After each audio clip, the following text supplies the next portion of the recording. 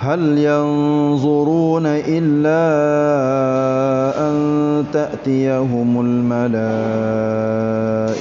أو يأتي أمر ربك كذلك فعل الذين من قبلهم وما ظلمهم الله ولكن كانوا أنفسهم يظلمون فأصابهم سيئات ما عملوا وحاق بهم ما كانوا به يستهزئون وقال الذين أشركوا لو شاء الله ما عبدنا من دونه من شيء نحن ولا آباؤنا ولا حرمنا من دونه من شيء كذلك فعل الذين من قبلهم فهل على الرسل إلا البلاغ المبين. Ayat 33 sampai 35 surah An-Nahl. Alhamdulillah, ini sebagai ekor daripada ayat yang kita baca ayat sebelum daripada ni, hubungi dengan orang-orang syirik, orang kafir, orang munafik dan orang yang tak baik yang dimatikan oleh malaikat. Maknanya malaikat cabut nyawa pok-pok mereka dan dekat ada zalim, mereka itu berada di dalam kafir. Maka Allah Ta'ala selit dengan ayat orang-orang yang beriman belum pada ni sikit. Mari semula ni, iaitunya orang-orang jahat, orang karuk, orang yang selalu buat kerosakan di atas muka bumi, terutamanya orang menetai para rasul, menetai Nabi Muhammad SAW. Tuhan pun jawab kepada mereka, ayat, hal yanzuruna illa an ta'tiyahumul malaikatu aw ya'ti amru rabbik. Apakah yang ditunggu-tunggu oleh mereka yang tidak beriman itu? Apa tu? Mereka tidak menunggu melainkan kedatangan malaikat yang akan mencabut nyawa mereka, atau kedatangan azab Tuhanmu yang akan membinasakan mereka. Dua tu duk tunggu. Duk tunggu malaikat nak tengok turun bala, ataupun nak cabut nyawa dengan secara kasar, ataupun selagi perintah daripada Allah Subhanahu Wa Taala nak buat macam mana dengan puak-puak kafir ni. Ni terutamanya orang-orang kafir yang menetai Nabi pada zaman Nabi. Lepas tu umumnya orang yang menetai agama. Lagu itulah nasib puak-puak dia. Kadzalika fa'ala alladzina min qablihim. Demikianlah juga yang dilakukan oleh orang-orang kafir yang terdahulu daripada mereka, lalu dibinasakan. Ni tu hebakit semula sejarah-sejarah orang-orang zaman dahulu yang menetai Nabi, menetai Rasul. Lagu itulah tak ada orang yang nasib baik dan menetai Nabi, menetai ajari Allah di atas muka bumi. Lepas tu kita lah ni umat Nabi Muhammad SAW sampai ke hari kiamat. Maka begitulah nasib bagi siapa yang hidup dia menetai ajari Allah, menetai Nabi, benci kepada agama, maka akibat dia adalah dibinasakan ataupun akibat buruk. Gapa? Walakin wama zalamahumullah walakin kanu anfusahum yazlimun. Dan sebenarnya Allah tidak menganiayai mereka. Allah Ta'ala tak ada zalim walaupun sikit manusia tu. Tetapi apa? Tetapi mereka lah yang menganiayai diri sendiri. Maknanya mereka lah yang buat zalim kepada diri sendiri. Ini Tuhan bukan arti nak pelepah diri dia, tapi Tuhan wi kepada manusia akal fikiran, masa, peluang.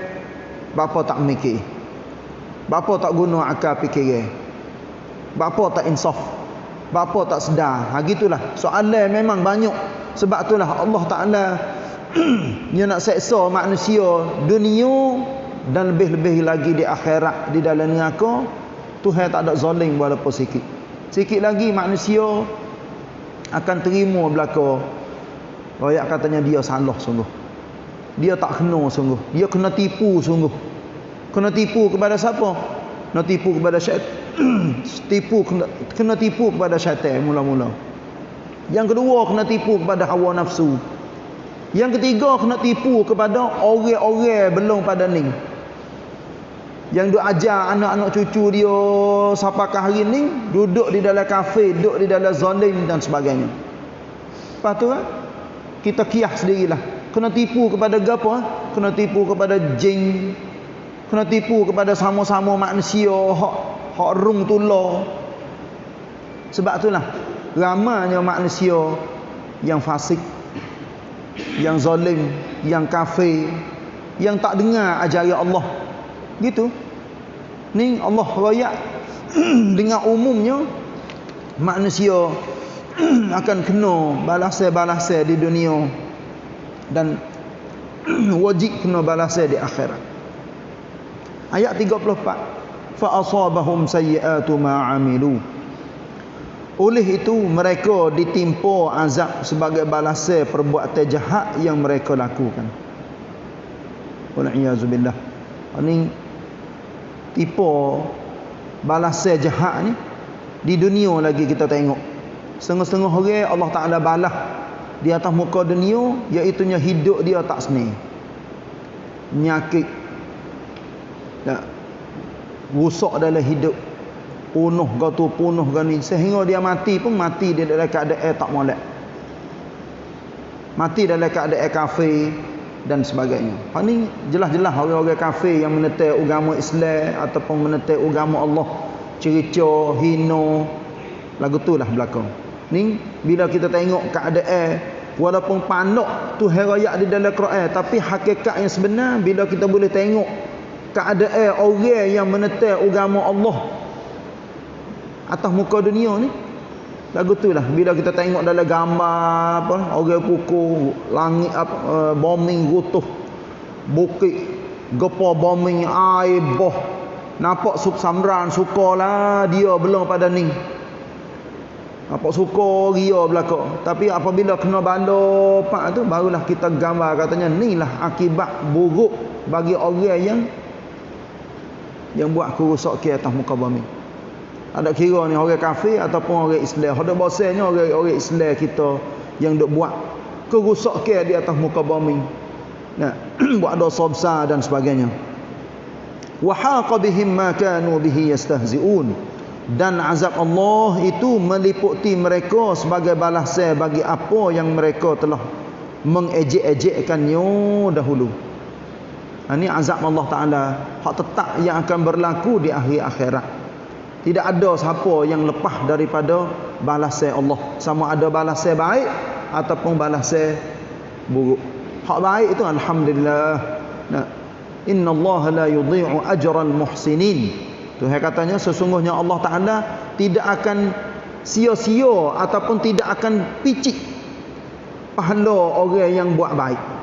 Orang yang selalu buat baik, alhamdulillah, molek dalam kehidupan dia.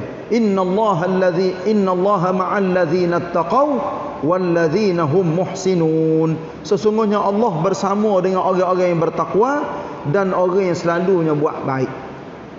Tapi orang jahat, orang karuk, masya-Allah. Tu ayat banyak di dalam ayat-ayat Al-Quran. Supaya apa tu? Supaya kita beringat, berhati-hati, beringat hidup di atas muka dunia. Sebab apa? Akibat dia buruk. Walaupun di dunia tak nampak balasan. Nampak senang orang tu mati pun orang pakak lama pakak pergi takziah kepada dia. Tapi hakikat yang sebenar di sisi Allah Taala, hak tu Allah lebih tahu. Siapa baik, siapa tak baik, siapa ahli syurga, siapa ahli neraka. Ini kita kena pakak beringat.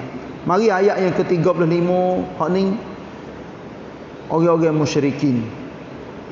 Dia hidup faham takdir Allah Taala dengan secara salah. Dia katakan dan berkatalah orang-orang yang kafir, orang-orang kafir musyrik. Ini orang-orang musyrikin hak kenal Allah Taala zaman dulu. Terutamanya di zaman Nabi ni, puak-puak kafir Mekah dia kenal Allah. Supaya kita duk ngaji akidah, tauhid akidah, i'tiqad tu, tapi dia syirik. Di samping itu dia sembah takung, dia percaya kepada nasib, dia menujung, dia gotu, dia gani, hanilah akidah yang tak betul. Di dalam Islam, Nabi duk perang benda ni, tasir we ada di dalam akidah orang Islam. Kena buat apa habis? Kecuali Allah saja. Hani Nabi duk jual selama 13 tahun di Mekah. Duk kuat lang benda syirik, benda bid'ah, benda khurafat. Tak sewi ada di dalam Islam. Kukuk habis, buai habis. Melalui apa tu? Melalui ayat-ayat Quran, melalui ajaran Allah. Tapi orang kafir musyrik masih lagi duk sebut. Dia katakan wa qala alladhina asyraku law syaa Allahu ma 'abadna min dunihi min syai'in nahnu wala abauna wala harramna min dunihi min syai'. Dan berkatalah orang-orang kafir musyrik, kalaulah Allah menghendaki. Ni tengok. Dia kata kalau sekiranya Tuhan nak jadi gapo kepada diri kita ni, tentulah kami tidak menyembah selain daripadanya sesuatu pun. Maknanya kalau sekiranya Tuhan tak ada tanda di Lauh Mahfuz dulu, Tuhan tak ada kehendak nak jadi kami ni sembah tak kong. Nescaya kami tak sembah tak kong. Tapi dengan sebab Tuhan tanda siap dah. Tu jadi peheh salah tu. Supaya kita, saya misal mudah-mudah kita giduk depan orang tapa pang orang. Tuhan tanda lah kau tapa muka remo hari ni. Bergocoh sungguh. Giduk royak lagu tu. Kau tapa muka remo Tuhan tanda siap-siap dah di Lauh Mahfuz katanya hari ni hari Khamis. Pukul 7 pagi kau gocoh muka remo. Aduh, ambil akidah. Wak ke ngaji akidah tinggi doa tu. Siapa pergi tapa orang, royak katanya Tuhan tanda siap dah aku tapa muka mu. Tu orang kafir lagu, orang kafir zaman dulu ya kata lagu tu. Kata ni kata bukan arti akidah pegangnya sangat. Kata ngejek-ngejek. Maknanya kata untuk nak nipu-nipu gitu. Gitulah. Tentulah kami apa? Tidak menyembah selain daripadanya sesuatu pun. Tuhan raya tidak. Tidak bukan. Tidak kami dan tidak juga datuk nenek kami. Kalau Tuhan tak ada kehendak, tak cer tak nye dulu, tak ada sembah tak kong walaupun sore pun. Ni orang kafir kecek. Dan tentulah kami tidak mengharamkan sesuatu pun dengan ketiadaan perintahnya. Maknanya nate-nate yang disembelih ataupun yang dipuja setengah-setengah tu, nescaya kami tidak akan mengharamnya kepada orang ramai makan. Dia orang Arab Quraisy pada zaman dulu ni setengah-setengah nate walaupun halal nate, tapi apabila ada pegangnya dia tertentu, apabila misal utotino hak biasa beranak 5 kali dah beranak, jatah belaka beranak, tubik anak jatah sampai 5 kali. Maka dia anggap katanya uta hak jadi muk saat ni tak boleh dah. Kalau dia semelih pun tak boleh makan kepada orang tino, tak boleh. Orang tino haram makan, kena orang jatah saja boleh makan. Tu maknanya dia duk rekod dengan sendiri, ngotak dia sendiri. Padahal natal semua ni kita boleh makan belaka. Asalkan halal, asalkan perintah Allah Taala royak katanya benda ni boleh kita makan, tak ada penyakit, tak ada bisa, tak ada apa, boleh.